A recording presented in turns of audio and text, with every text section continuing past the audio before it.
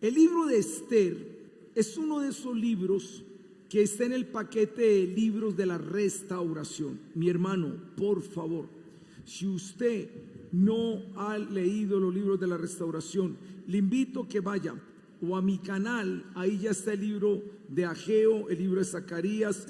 Por favor, mire los libros de la restauración. Se los recomiendo porque cada libro apunta a un enfoque diferente. Cuando vaya a hablar de Nehemías, que es uno de los últimos, te va a mostrar un cuadro completo a qué enfocaba cada uno de los libros de la restauración. Pero es muy importante, si usted quiere entrar en un avivamiento en su vida, si usted quiere entrar en un proceso de restauración, que tenga presente los principios que nos enseñan estos libros. Ocurrieron después del cautiverio. Cada uno de ellos estaba reedificando algo. El libro de Esther, pueden poner la diapositiva por favor. En lo personal es uno de mis libros favoritos. Yo no me cansaré de leer el libro de Esther. Usted lo lee en 10 minutos, 15 minutos, se lee esa historia. Es una historia hermosísima. Los protagonistas son 3, por eso están ahí. Asuero era el rey, está la reina Esther y su primo, no su tío, su primo Mardoqueo. Entre esos 3, y por ahí hay otro que se llama Amán, y entonces esos 4 se teje una historia, 10 capítulos, que es muy interesante y es de lo que yo le quiero hablar. En el orden de la Biblia aparece primero Nehemías y después Esther, pero en el orden histórico primero está Esther y luego Nehemías, es al revés. Por eso, y si uno fuera, Ageo está por allá como en los últimos y Ageo antes fue de los primeros. Usted debe tener en su mente cuál fue el orden de los libros de la restauración. Esther ocurrió después de que subió Zorobabel, es decir, ocurrió después de Ageo, ocurrió después de Zacarías, ocurrió después de Esdras. Esther en su orden cronológico está allí. Y quiero decirle esto: toda la historia será tejida con los hilos de las decisiones humanas en la complejísima urdimbre de la divina soberanía. Imagínate un lienzo. El lienzo es la soberanía de Dios, pero en esa soberanía de Dios hay personajes que harán historia en la soberanía de Dios. Dios puede hacer cosas, yo lo tengo y es la primera cosa que le quiero hablar de este acróstico Esdras. Humanos, el Dios que lo puede hacer sin ti, no se te olvide esto, el Dios que lo puede hacer sin ti no lo hará sin ti. Dios siempre usará personas para sus planes, para sus propósitos. El Dios que no necesita del hombre no lo hará sin el hombre, ni tampoco como el hombre lo puede imaginar.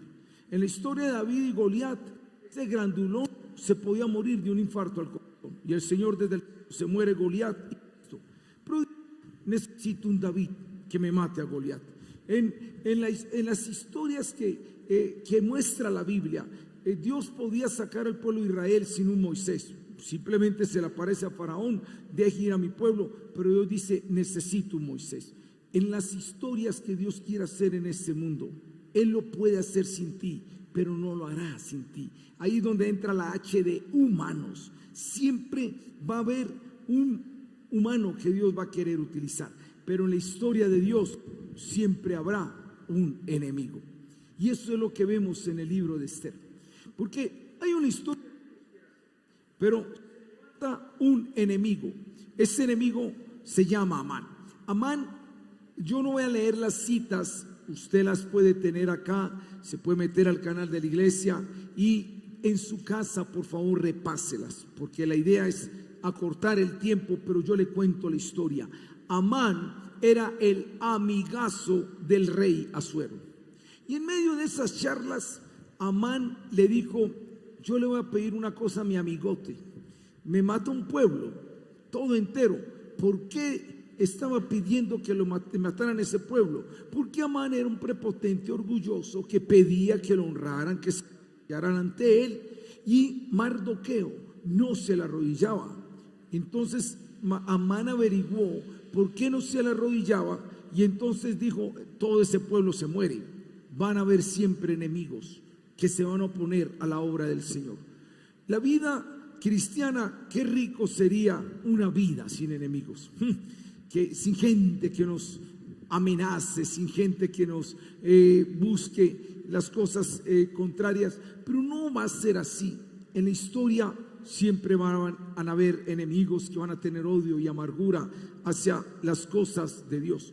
Amán fue ese enemigo y él se propuso, incluso levantó querido por su esposa, pensaba a Mardoqueo.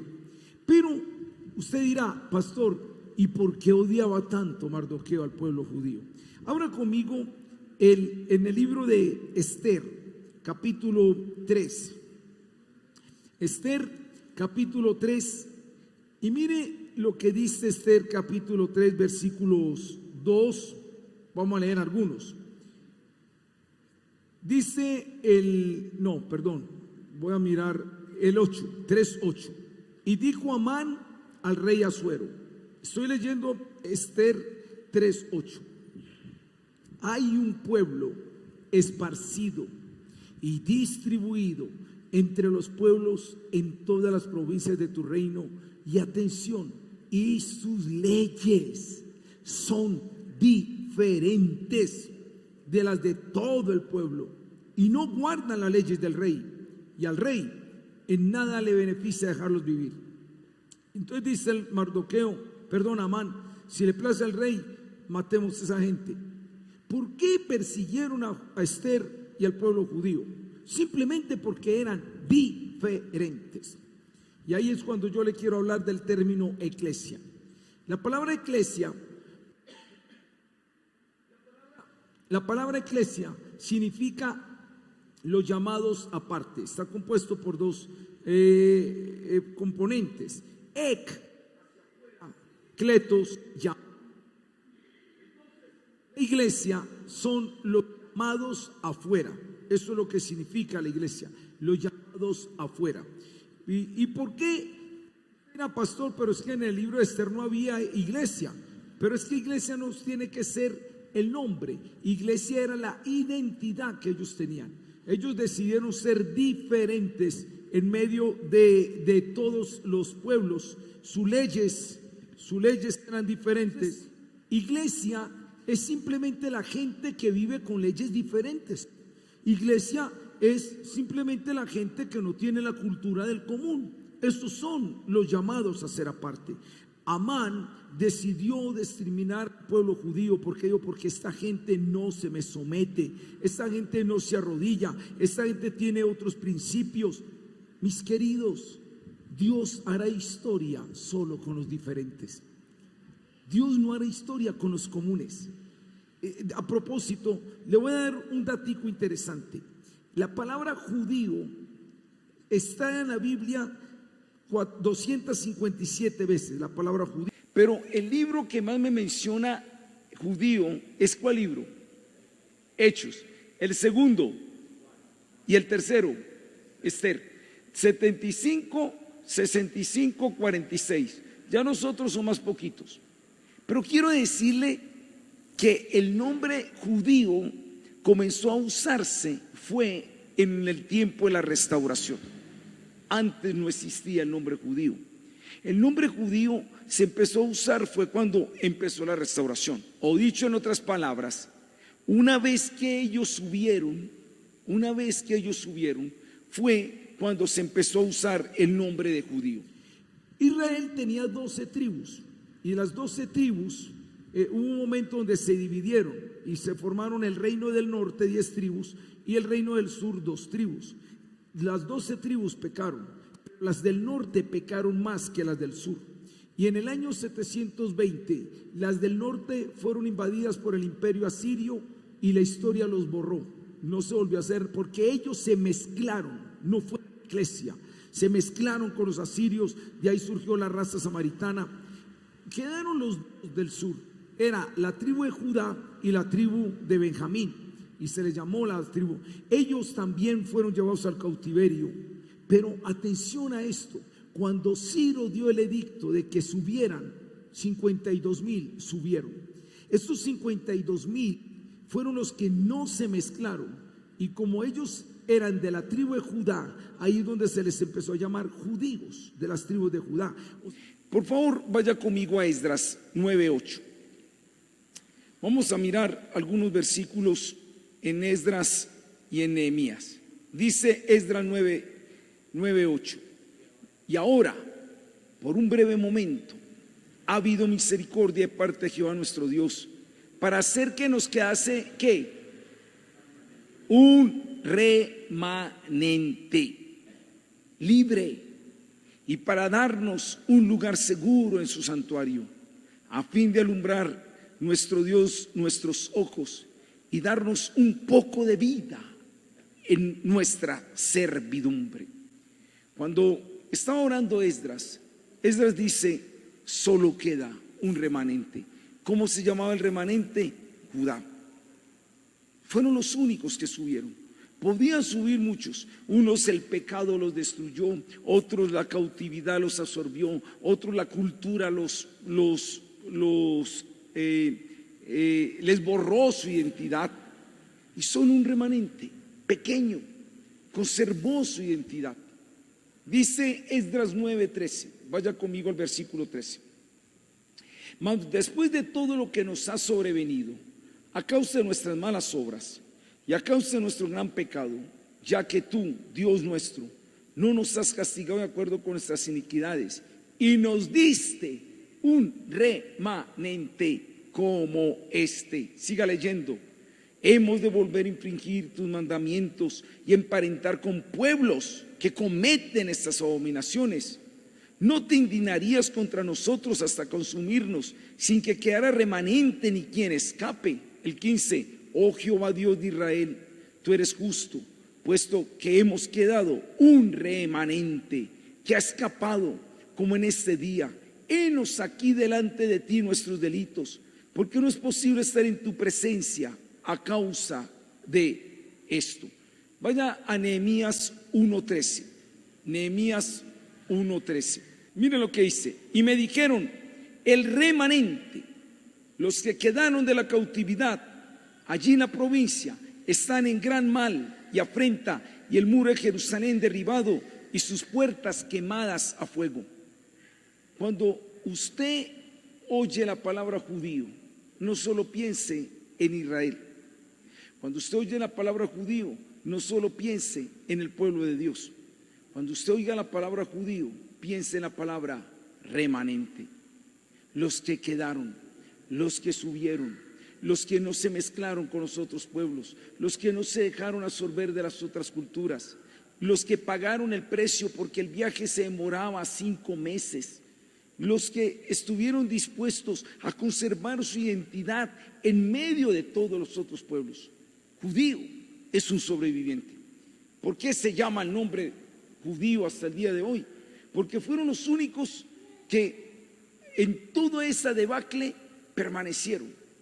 Y por eso a todo Israel se le dio el nombre de Judá, porque fue la tribu que permaneció. ¿Alguien sabe qué significa el nombre de Judá? Me llama mucho la atención el nombre de Judá. ¿Qué significa el nombre de Judá?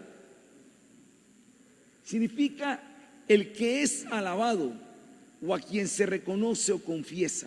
Interesante esto. Judá es el que es alabado, el que se reconoce y se confiesa. Yo voy a ir diciendo algunas conclusiones. ¿Qué dice Dios de Judá? ¿Qué podrá decir Dios de Judá? En medio de todos los pueblos, en medio de todas las naciones, en medio de todas las tribus, hubo uno que yo pude reconocer, porque fueron los únicos que no negociaron los principios, fueron los únicos que permanecieron fieles. Y ahí es donde entra el libro de Esther. Porque si bien es cierto que Hechos es el libro que más me menciona judíos, y en segundo Juan, pero es que Hechos es un libro muy grande y Juan es un libro muy grande. Y si yo lo miro por proporción, el libro de la Biblia que más me menciona judío es Esther. Este ya es por proporción. Mire, Esther tiene 167 versículos y en 167 versículos 46 me menciona la palabra judío. O sea, el porcentaje es el 27% de versículos me mencionan el pueblo judío. Sigue Hechos, tiene 1006 versículos, pero menciona 75 veces judío, es el 7.4%, luego sigue Juan el 7.3% y luego siguen los otros, Esdras un 2.4, un 2.5. Mi hermano, Esther es el pueblo que es el libro que más me dice de un pueblo que no perdió su identidad, de un pueblo que aunque fuera perseguido, amenazado, seducido, un pueblo que fuese, aunque fuese de pronto querer ser exterminado, nunca perdieron su identidad. Por eso existe el pueblo judío. Y ahí es donde viene la palabra judío, los que perseveraron, los que permanecieron. Ahora, usted me dirá, pastor, ¿y qué me dice de Juan? ¿Y qué me dice de Hechos? Interesante, porque el nombre judío en Juan y el nombre judío en Hechos ya no está para bien. Ya no son los que tienen identidad, sino ya son los que se oponen a Jesús. Es interesante que en el evangelio de Juan, el evangelio de amor, los que más se oponen a Jesús son los judíos. Por eso lo mencionan tanto. Y en Hechos, cuando empiezan a predicar el evangelio, a los primeros que había que convertir eran los judíos. Entonces la pregunta es, ¿qué pasó con los judíos de Esther? ¿Qué pasó? Que ya en Hechos y en Juan cambiaron. Yo les voy a decir qué fue lo que pasó. Para que usted entienda esto, vamos a Génesis 12, 1 y 3. Génesis 12, 1, 3. Es cuando Dios tenía el propósito de sacar una nación. Mire lo que dice. No existía todavía Israel, no existía ni siquiera el nombre judío, pero Dios ya estaba planeando algo. Pero Jehová, capítulo 12, versículos 1 al 3. Pero Jehová había dicho a Abraham: vete de tu tierra y de tu parentela y de la casa de tu padre a la tierra que te mostraré. Y haré de ti ¿qué? ¿Y qué más? ¿Y qué más? ¿Y qué más? 4 cosas. Serás grande, te bendeciré, engrandeceré tu nombre y serás bendición. Bendeciré a los que te bendijeren y a los que te maldijeren maldeciré. Y serán benditas en ti ¿quién? Piensa qué estaba pensando Dios cuando pensaba crear una nación. Dios, ¿qué quería? ¿Solo coger a los judíos y que fueran ellos exclusivos? No. Dios decía, las bendiciones de ustedes, las promesas para ustedes son para que ustedes bendigan a todas las familias de la tierra. ¿Qué fue lo que pasó en Esther? Pero ¿qué hicieron ellos? Ellos no se volvieron inclusivos, sino exclusivos. Y empezaron a decir, solo somos el pueblo de Dios, nosotros y nada más. Y por eso en Hechos, que se mueve el Espíritu Santo, y en Juan, que es el apóstol del amor, se movieron más en la exclusividad que en el amor y que en el Espíritu Santo. Miren esta otra, Deuteronomio 4:3 en adelante. Vuestros ojos vieron lo que Jehová hizo con motivo de Baal Peor, que a todo hombre que se fue en pos de Baal Peor destruyó Jehová tu Dios de en medio de ti. Mas a vosotros que seguisteis a Jehová vuestro Dios, todos estáis vivos hoy. Mirad, yo os he enseñado estatutos y decretos como Jehová mi Dios me mandó, para que hagáis así en medio de la tierra en la cual entráis para tomar posesión de ella. Guardadlos pues y ponedlos por obra, porque esta es vuestra sabiduría y vuestra inteligencia ante los ojos de los pueblos, los cuales oirán todos estos estatutos y dirán: ciertamente pueblo sabio y entendido, nación grande es esta. Porque qué nación, porque qué nación grande hay que tenga dioses tan cercanos a ellos como lo está Jehová nuestro Dios en todo cuanto le pedimos. Y qué nación Grande hay que tenga estatutos y juicios justos, como es toda esta ley que yo pongo hoy delante de vosotros. Por tanto, guárdate y guarda tu alma con diligencia, para que no te olvides de las cosas que tus ojos han visto. Qué lindo fue el Señor. El Señor dio estatutos a una nación para que todas las naciones se dieran cuenta que los estatutos de Él son mejores que cualquier otra cosa. Y Dios mandó a una nación que viviera de una forma para que todas las otras naciones se dieran cuenta que la única mejor forma para vivir era esa. Y Dios dijo, pónganos en práctica. ¿Qué pasó con las 12 tribus? Solo una tribu lo hizo. Y no toda, solo 52,000 lo hicieron. Solo quedó un remanente. Y de ese remanente, esos poquitos, esos que se guardaron, es donde existe el pueblo judío hasta el día de hoy. Los han tratado de perseguir, acabar. Hoy por hoy, en solo 70 años, les dieron un desierto y es la 9ª potencia económica del mundo. Tienen la tecnología que no tiene ni siquiera Rusia y Estados Unidos. Nadie sabe cómo tienen un domo donde les mandan 150 misiles casi diarios y los misiles no entran a la ciudad porque en el aire se estallan. Todavía sigue siendo una nación diferente porque decidieron permanecer firmes.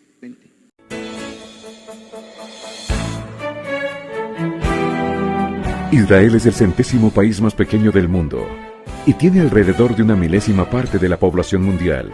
Tiene solo 70 años. Es más pequeño que Nueva Jersey, rodeado de enemigos, bajo constante amenaza de supervivencia y posee pocos recursos naturales. Y aún así, Israel es el único país en la historia que ha revivido una lengua muerta. Desde su fundación, Israel ha ganado el segundo mayor número de premios Nobel per cápita. Aunque el pueblo judío es solo el 0.2% de la población mundial, los judíos han recibido el 22% de los premios Nobel, lo que constituye un inexplicable 11.250% por encima de la probabilidad estadística. Israel es el único país que entró en el siglo XXI con una ganancia neta en su número de árboles, aún más notable, en un área que es principalmente desértica. Más del 90% de los hogares israelíes usan energía solar para calentar el agua, el porcentaje más alto de cualquier país. Las empresas israelíes están construyendo la instalación de producción de energía solar más grande del mundo. Israel opera la planta de desalinización más grande del mundo y es el país número 1 que proporciona agua utilizable del agua del mar. Las instituciones de investigación científica de Israel ocupan el 3er lugar en el mundo y ocupan el 2º puesto en ciencias espaciales. Israel lidera el mundo de patentes médicas y ha revolucionado la medicina moderna. Oramed está cambiando el paradigma terapéutico de la diabetes al administrar insulina en una pastilla. El exoesqueleto de Rewald permite caminar a los parapléjicos. Orcam permite a las personas ciegas ver virtualmente. Israel tiene más patentes registradas en Estados Unidos que Rusia, India y China juntas, que tienen 300 veces la población de Israel. Las innovaciones de Israel han mejorado nuestra forma de trabajar, imprimir, conducir, leer, comer, beber, hablar, hacer ejercicios e incluso jugar. Israel es la única democracia liberal en el Medio Oriente y su tercer partido más grande es a menudo el Partido Árabe. Israel ha brindado ayuda humanitaria y servicios de rescate a más de 140 países, incluso algunos que se niegan a reconocerlo, como Siria y Líbano. Israel es el tercer país más educado del mundo, según la OCDE. Israel tiene el segundo mayor número de libros nuevos per cápita. Israel tiene la tercera tasa más alta de iniciativa empresarial entre las mujeres en el mundo. Y en 1969, Israel eligió a Golda Meir, la segunda mujer jefa de Estado en la historia moderna. En proporción a su población, Israel tiene la mayor cantidad de empresas nuevas, startups, de alta tecnología en el mundo. En números absolutos, Israel tiene más startups que cualquier otro país, excepto Estados Unidos y China. Israel es el único país cuya población ancestral regresó a su tierra natal después de 2000 años de exilio forzado. Hay 26 estados musulmanes oficiales en el mundo y 18 estados cristianos oficiales, pero solo hay un estado judío. Israel, un lugar pequeño, haciendo una gran diferencia.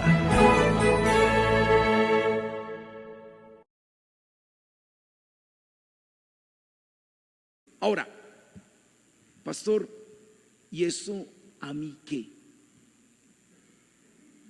¿Dónde entro yo? Dígame, mi hermano, ¿dónde entra usted y dónde entro yo? Yo le voy a decir, si yo terminara ya, si yo fuese a terminar hoy, ya en este momento, y yo le dijese, ¿qué lecciones aprende? ¿Qué principios puede sacar? ¿Me puede decir algunos principios? Dígame algunos. Estamos llamados a seguir siendo el remanente. Estamos siendo llamados. ¿Qué más le dice? ¿Qué otras conclusiones saca? No me aparto de los caminos. No dejes que la cultura te absorba. No dejes que las persecuciones te hagan desistir de tu identidad. Estás del lado del mejor. Yo podría, créame, por el tiempo, pero yo podría decir, anoten un papelito, todas las conclusiones que podemos sacar de la historia. 1 Corintios 10 dice que todo lo que le pasó a Israel, estas cosas les pasó para que sirvieran de ejemplo a nosotros. Léalo un momentico. 1 Corintios 10, 6.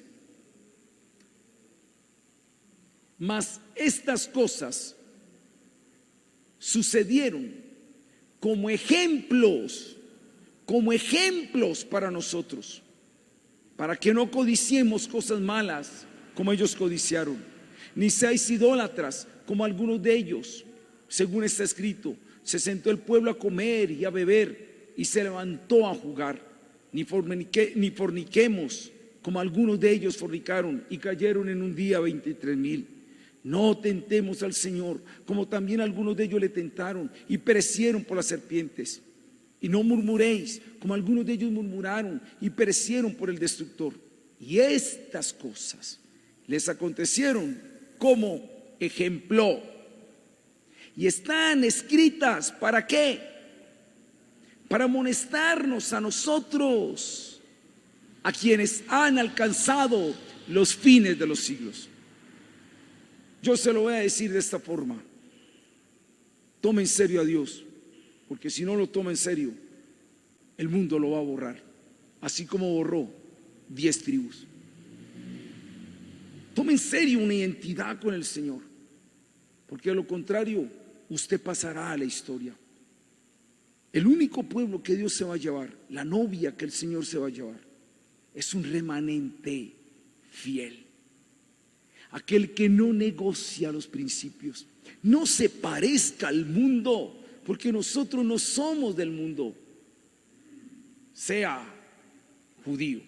Usted mira, pastor, pero es que yo no soy judío.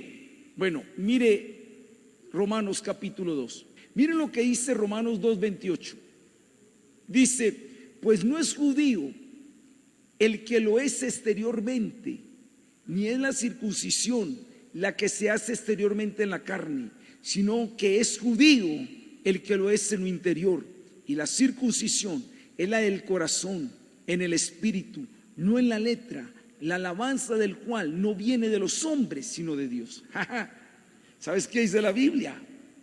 Sí, yo tenía un pueblo, yo puse 12 tribus, yo les di a ellos mis promesas, 10 de ellos se contaminaron, solo quedó un pueblo judío. En el libro de Esther, ellos tenían una identidad y pusieron mi temor muy en alto, pero en Hechos no fueron tocados, no se dejaron tocar por el Espíritu Santo porque se volvieron religiosos. Y en Juan, el evangelio del amor, no se dejaron tocar por el amor y se movía más por la religión. Entonces, como dice Romanos 11, Dios provoca celos a su pueblo original con un pueblo que no era su pueblo, y se llama los gentiles. Es decir, dice Romanos 11, cogió el olivo silvestre, el olivo natural, desgarró desgarró la rama natural y pega una rama, injerta una rama. Si se borraron 10 tribus por no conservar su identidad, ¿qué crees que qué va a hacer Dios si yo no conservo mi identidad? Somos judíos, sí, ya no por sangre. Mira una cita más, Gálatas capítulo 3:9, está hablando precisamente de los hijos de Abraham. Y entonces está hablando, está diciendo Pablo sobre los que nacieron por la ley y todo. Pero mira lo que dice en el 9. Dice, bueno, es del 7. Sabe por tanto que los que son de fe, estos son hijos de Abraham. Y la escritura, previendo que Dios había de justificar por la fe a los gentiles, dio de antemano la buena nueva a Abraham, diciendo: en ti serán benditas todas las naciones. De modo que los que son de la fe son bendecidos con el creyente Abraham. Dios nunca hizo al pueblo judío para excluir a los demás. Dios hizo al pueblo judío para incluir a los demás. Pero el pueblo judío original, 10 perdieron su identidad y 2 la tuvieron por un tiempo, pero después se volvieron exclusivistas y no incluyeron a los demás. Dios desgaja las ramas y pone ramas silvestres y te dice: tú por la fe eres hijo de la promesa. En ti Dios quiere cumplir todo lo que Dios quería para la nación de Israel, todo. Bendiciones, promesas, pacto. Dios quiere que tu vida sea tan diferente que provoques las ganas en tu barrio, que provoques las ganas en tu trabajo, que provoques las ganas en tu estudio, que provoques las ganas en donde sea, que la gente diga: sos diferente. Porque somos, entre todas las naciones de la tierra, tenemos leyes y estatutos que ninguna otra nación tiene. Tenemos un Dios tan cercano como ninguna otra nación lo tiene. Somos privilegiados. Tú no estás simplemente en una religión más. Esto se llama identidad. Esto se llama un pueblo. Mi pregunta es: ¿serás de la tribu de Judá? ¿Serás de los que Dios podrá decir: son de los que yo voy a alabar? Son el remanente que yo puedo decir: son remanente. ¿O serás de los que no van a subir a pagar el precio? ¿Serás de los que van a quedar absorbidos por la cultura?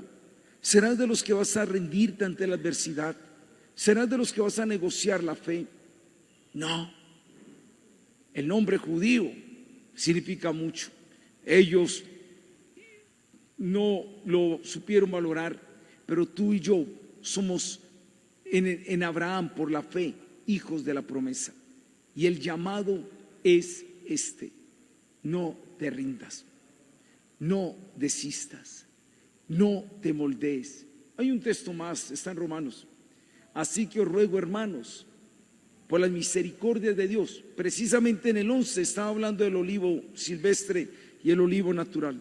Y luego dice Romanos: así que os ruego, hermanos, por la misericordia de Dios, que presentéis vuestros cuerpos, ¿en qué?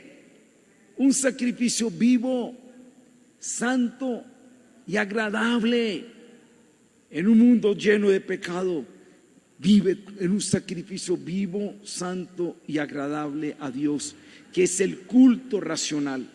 Y luego dice: no os conforméis a este siglo, sino transformaos por medio de la renovación de vuestro entendimiento.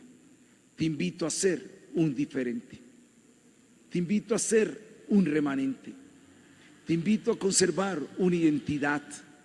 Te invito a no avergonzarte de la fe. Te invito a vivir en los estatutos y decretos de Dios y ponerlos por práctica de tal forma que se noten en tu vida.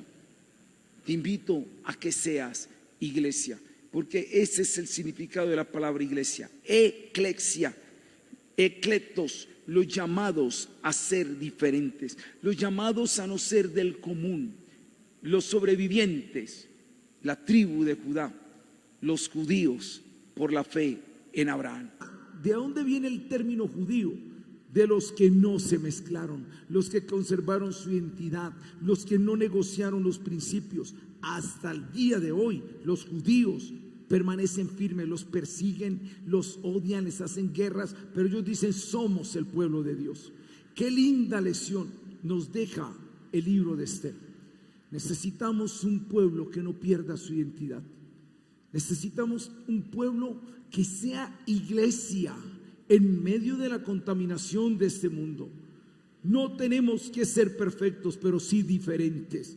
Tu hogar debe ser diferente a los hogares de los comunes. Tú como trabajador debes ser diferente al común de los trabajadores. Tú como vecino debes ser diferente. Mi hermano, si usted no está siendo diferente, no está siendo iglesia, no están marcando una diferencia. Y Dios quiere hacer historia con su iglesia, con los que marcan la diferencia. Al principio del libro, Mardoqueo le dijo a su prima: no declare la nacionalidad. Pero no era porque se avergonzaba, sino porque era una estrategia. Mardoqueo lo que quería es: llegue hasta allá, y una vez que esté allá, desde allá hacemos estas cosas. Oh, qué interesante. De hecho, para mí el protagonista en el libro no es Esther, es Mardoqueo, el primo, que la recogió, que ella tuvo un problema, digamos, en cierto sentido, tuvo dos problemas. Primero, fue llevada cautiva. Segundo, se le murieron los papás. ¿Qué podría ser Esther? Una cicatrizada por las heridas del dolor. Y entonces le quedaba una ventaja. ¿Cuál era? Era bonita. Entonces ella podría utilizar su belleza para llenar su vacío de amor de un papá, su vacío de amor de una mamá. Con su belleza podía atrapar el amor de muchos hombres. Pero ¿sabe qué hizo ella? Siendo huérfana y siendo cautiva y siendo bella, utilizó su belleza no para las cosas de la maldad. Porque usted va a ver en el libro, y es algo muy interesante, dentro de las cosas que pasaron, el rey decidió escoger las mujeres más bonitas del imperio, pero tenían que tener una característica. ¿Cuál era? Tenía que ser virgen. Si ella se hubiera acostado con el novio de la cuadra, hubiera perdido. Si ella se hubiera acostado con el primero que apareció, hubiera perdido. Pero qué lindo es esto. Una mujer siendo bella, permaneció en los principios, fue eclesia. Y entonces, cuando el rey decide escoger las mujeres vírgenes del imperio, la escogieron a ella. Porque Dios usará a los fieles. Dios usará a los determinados. Dios usará a los radicales. Dios usará a los comunes. Dios necesita a las Esther y los Mardoqueos, que a pesar de ser marcados por las cicatrices del pasado, porque eso era Esther, una huérfana y una cautiva, pero no por eso perdía el propósito de vida. Y entonces ahí es donde entra lo de eclesía. Les tengo un interesante dato. Hay solo 2 libros en la Biblia que no mencionan el nombre de Dios para nada. Búsqueme el nombre de Dios en el libro de Esther, no lo encuentra. Búsqueme el nombre de Dios en el libro de Cantar de los Cantares, no lo encuentra. Son los únicos 2 libros que no tienen el nombre de Dios. O sea, mira, ay pastor, ¿y por qué? Te voy a decir, en Cantar de los Cantares no tienen que mencionar a Dios, porque si hay una pareja que se ama, ahí ya se ve la metáfora del amor de Dios, de Él para su pueblo y de su pueblo para con Dios.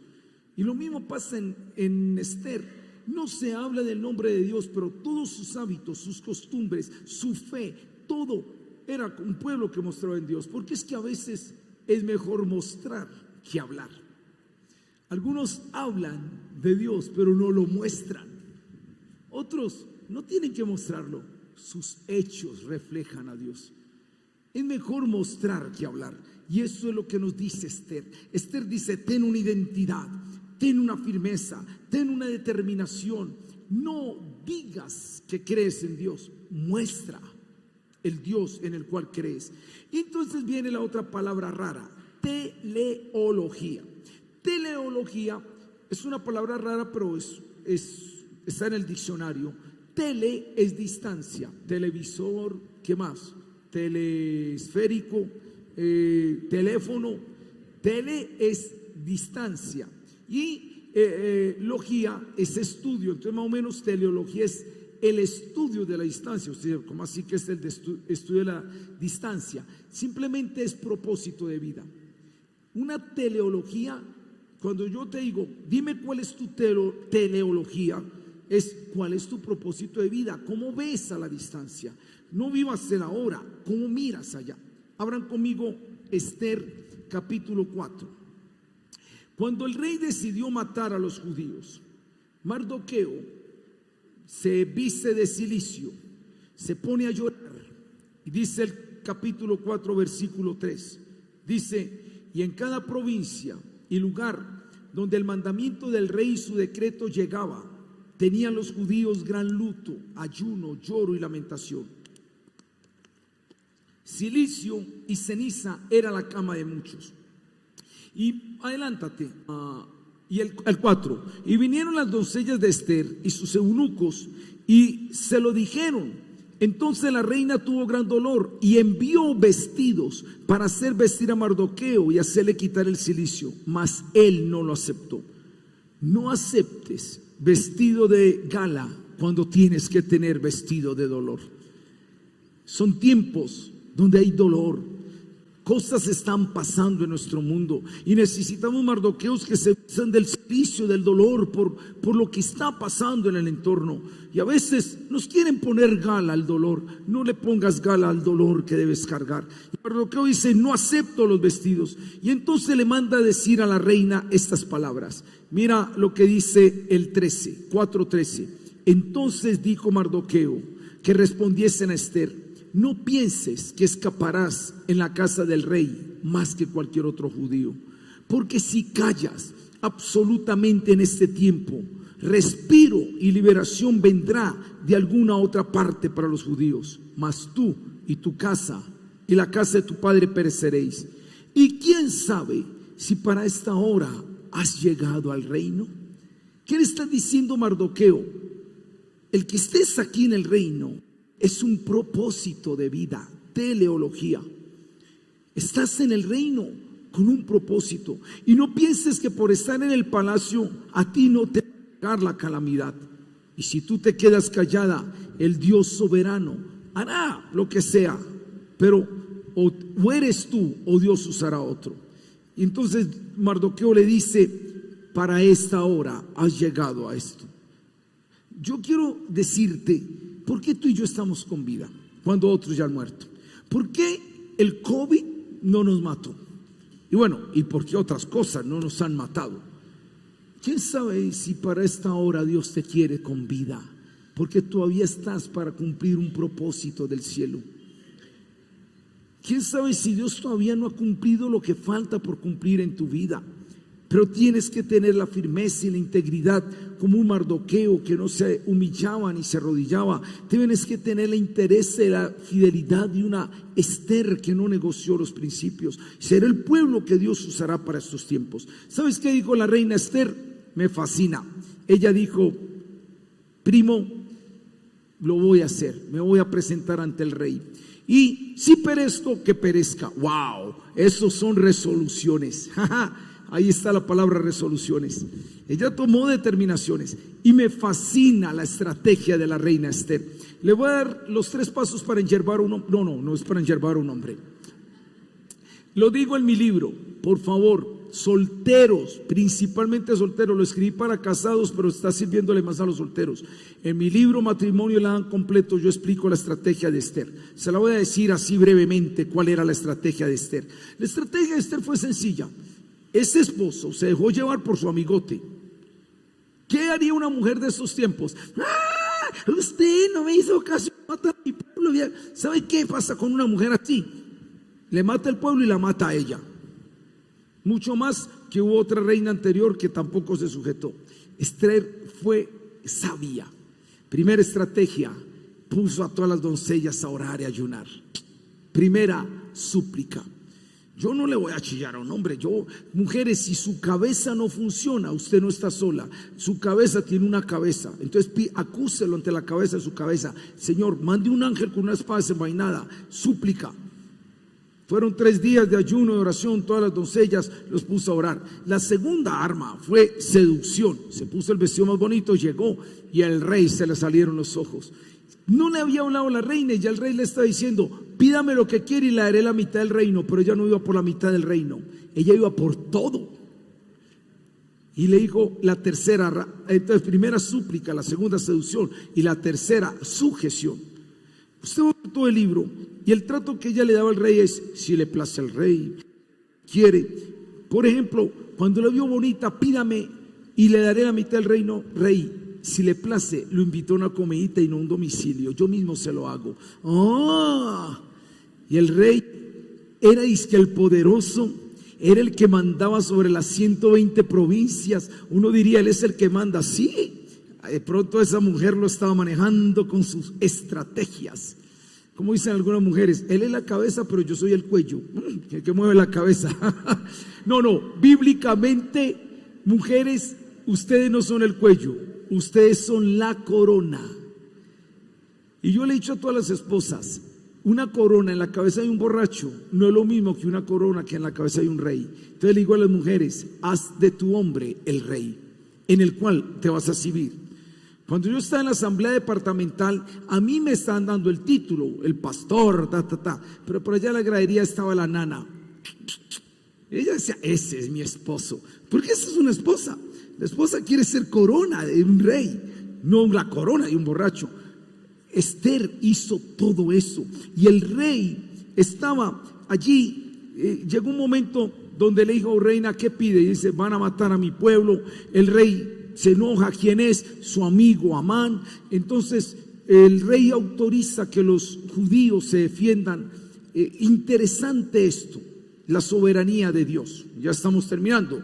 Ya vimos enemigo, ya vimos teleología, ya vimos humanos, ya vimos eclesía.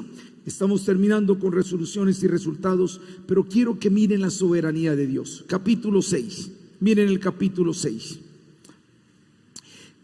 Al otro día iban a ahorcar a Amán. Ya lo iban a ahorcar. Y esa noche, precisamente esa noche, mira lo que pasa en el 1. Aquella misma noche se le fue el sueño al rey y dijo que le trajesen el libro de las memorias y crónicas y que lo leyeran en su presencia. Entonces hallaron escrito que Mardoqueo había denunciado el complot de Bigtán y de Teres, 12 eunucos del rey y de la guardia de la puerta, que habían procurado poner mano al rey Asuero. Y dijo el rey, ¿qué honra o qué distinción se hizo a Mardoqueo por esto? Y respondieron los servidores del rey a sus oficiales, nada se le ha hecho con él. Entonces el rey, ¿qué hizo? Amán venía a decirle al rey, a ver, ¿qué pasó? Mardoqueo se dio cuenta que 12 eunucos iban a matar al rey. Se lo dijo a través de Esther, pero a Mardoqueo no le dijeron nada. Mardoqueo se hubiera podido decir, desagradecidos, que no pasa nada, pero eso está en la soberanía de Dios. Es que no se lo debían decir antes, Dios lo tenía guardado para su momento específico.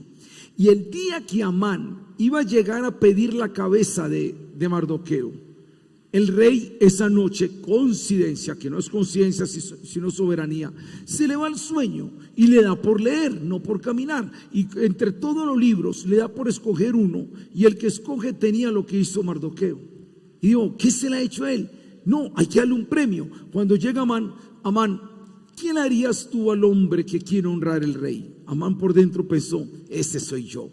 Entonces ponele en el caballo más bonito, y entonces él pensó que le iban a decir eso a Amán cuando dice, haz eso. Dios en su soberanía empieza a cambiar todos los papeles para un pueblo que tomó resoluciones, que fue firme, que fue radical en sus principios, que no negaron la fe, que tuvieron estrategia, que oraron, que ayunaron, que vivieron en santidad. Entonces, cuando hay humanos así, el cielo se mueve a favor y voltea la torta, como dicen. ¿Y sabe qué pasó? Y entonces lo que sucedió fue que Dios en ese momento cambió todas las cosas. Y sabe, y de un momento a otro Él hizo que todos los judíos cambiaran. Y mira el capítulo 8, estamos ya terminando. Capítulo 8, versículo 16. En la Biblia que el temor de los judíos cayó sobre todas las provincias. Ellos no mataron a ningún judío, porque tenían la orden de matar a un judío y quedarse con sus bienes. Pero el temor de Dios cayó sobre estas provincias. Al contrario, los que procuraban el mar destruidos. Y dice el 8:16, y los judíos tuvieron luz, alegría, gozo y honra. Todo se cambió, todo fue diferente, porque ese es Dios. Dios ve fidelidad en un pueblo, Dios usa ese pueblo. Dios ve radicalidad en un pueblo, Dios los monta en su historia. Así hayan los enemigos más bravos, Dios pelea a favor de aquellos que no niegan la fe. Usted va a ver los capítulos 8, 9 y 10 y va a ver cómo Mardoqueo matan a Amán y el puesto que tenía Amán se lo dan a Mardoqueo. Usted va a ver que la misma horca que iban a ahorcar a Mardoqueo, ahorcaron a Amán y a su familia, porque el rey los encontró traidores. Se celebró una fiesta que hasta el día de hoy se celebra esa fiesta, se llama la fiesta del Purín. Esto es una evidencia de que esto no fue solo un cuento, esto no fue Caperucita Roja, esto fue real. En los tiempos de Esther se celebró la fiesta del Purín, equivalen al día 7 y 8 de marzo. Le dije a mi esposa: mami, vos cumplís años del 7 y yo el 8, entonces yo soy Mardoqueo y vos sos mi Esther. Entonces es la misma fecha de cumpleaños de ella y el mío. Se celebra la fiesta del Purín, y la fiesta del Purín es mostrar cómo Dios volvió todos los planes que tenía el enemigo en contra. Mire el capítulo 10, último versículo, con esto terminamos.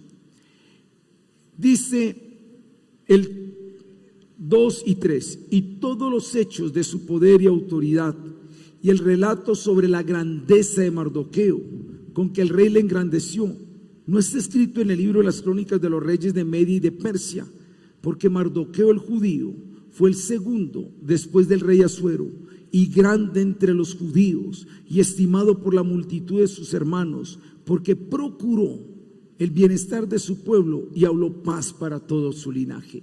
Este fue un pueblo que permaneció firme y procuró el bien y habló paz a su linaje. Iglesia, ¿por qué estás con vida? ¿Para qué existes? ¿Por qué eres lo que eres? Porque hay un propósito. Dios necesita humanos para cumplir su teleología. Necesita una iglesia, y aunque hayan enemigos, Él quiere verte a ti con resoluciones firmes para hacer una historia contigo, para tejer su historia. Tú haces lo tuyo en esta tierra y el soberano Dios desde los cielos hará sus cosas. Después te cuento un testimonio de este lugar. Miramos cómo nuestra hermana Yulisa, sin estar todavía elegida en la JAL, cómo Dios ya la usó para algo que fue un testimonio lindo. Después les cuento el testimonio, pero esto es la soberanía de Dios. Mi hermano, disponte en las manos de Dios. Dios jamás te dejará defraudado, pero requiere que seas fiel e íntegro, como lo fue Mardoqueo y Esther. Colócate de pie y vamos a orar al Señor.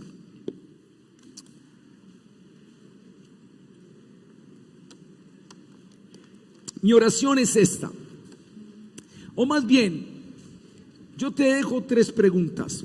Pregunta número 1: si Dios está haciendo historia, ¿podrá contar contigo para hacer su historia? Es la primera. Si Dios está haciendo historia, ¿podrá contar contigo para hacer su historia? La segunda pregunta que te dejo es: ¿qué tan firme y radical eres en los principios como pueblo de Dios? ¿Podrá ver Dios en ti esa firmeza, esa valentía de Esther, esa estrategia de Mardoqueo? Pero la tercera es: ¿cómo está tu teleología?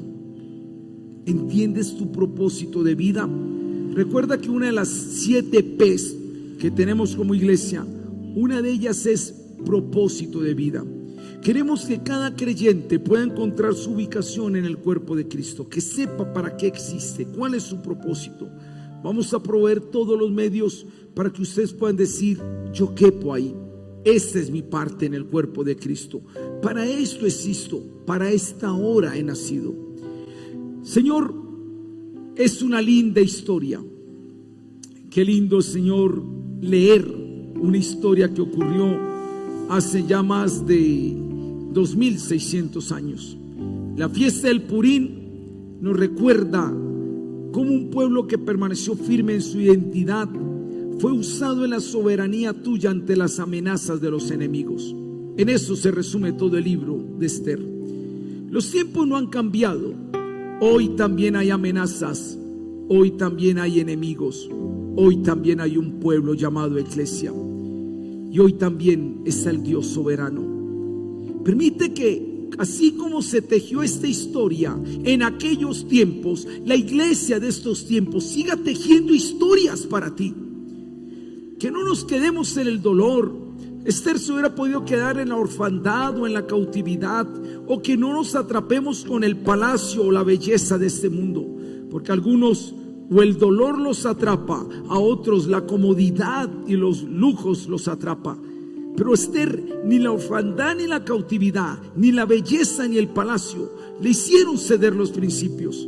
Permite Dios que se levante una iglesia tipo Esther y Mardoqueo, un pueblo como los judíos que permanecen radicales a pesar de la persecución, y que puedan cumplir el propósito, porque quién sabe si para esta hora tú nos has dejado con vida.